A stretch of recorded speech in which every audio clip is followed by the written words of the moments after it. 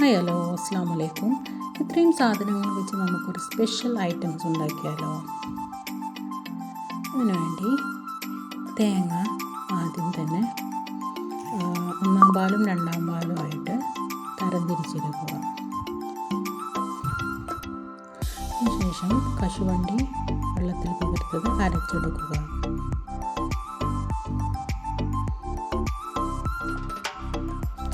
പിന്നെ ഒരു പാന് ചൂടാക്കി അതിലേക്ക് വെളിച്ചെണ്ണ ഒഴിച്ചതിന് ശേഷം പട്ട, ഗ്രാമ്പു, ഏലക്കായ എന്നിവ ഇട്ട് വഴറ്റുക.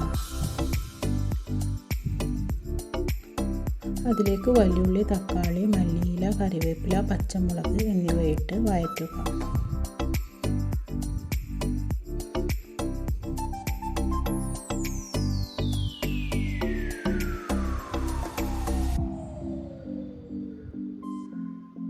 അതിലേക്ക് ഉപ്പിടുക, കുരുമുളക് പൊടി ചേർക്കുക, എന്നിട്ട് ഒന്നും കൂടി വഴറ്റുക.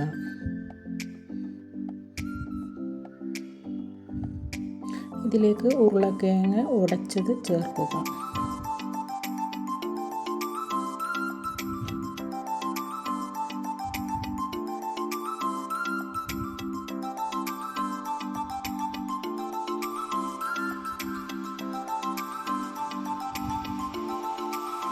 ഇതിലേക്ക് രണ്ടാം പാല് ചേർക്കുക.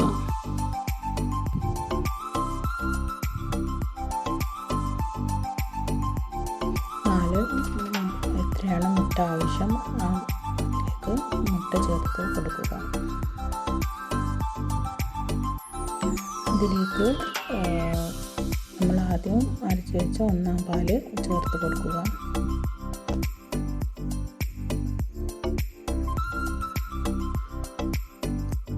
കശുവണ്ടി അരച്ചത് ചേർക്കുക.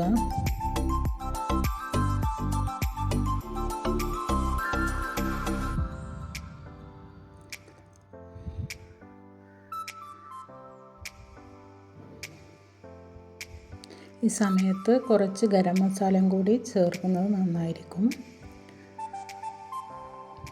പിന്നെ മല്ലിയില, കറിവേപ്പില വേണമെങ്കിൽ ചേർക്കാം. പിന്നെ ഞാനിവിടെ മിൽമയുടെ ലോങ് ലൈഫ് പാല് എടുത്തിട്ടുണ്ട്. അതും ചേർത്ത് കഴിഞ്ഞാൽ നല്ല ടേസ്റ്റാണ്.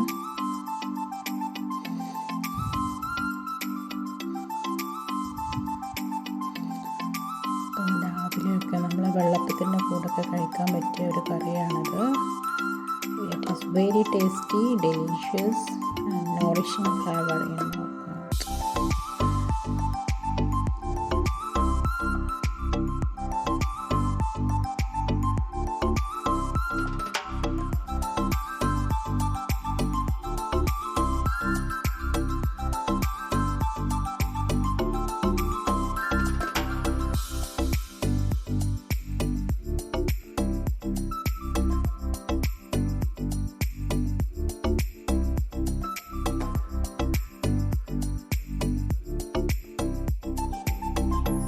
Thank you for watching my video. Please do subscribe and comment.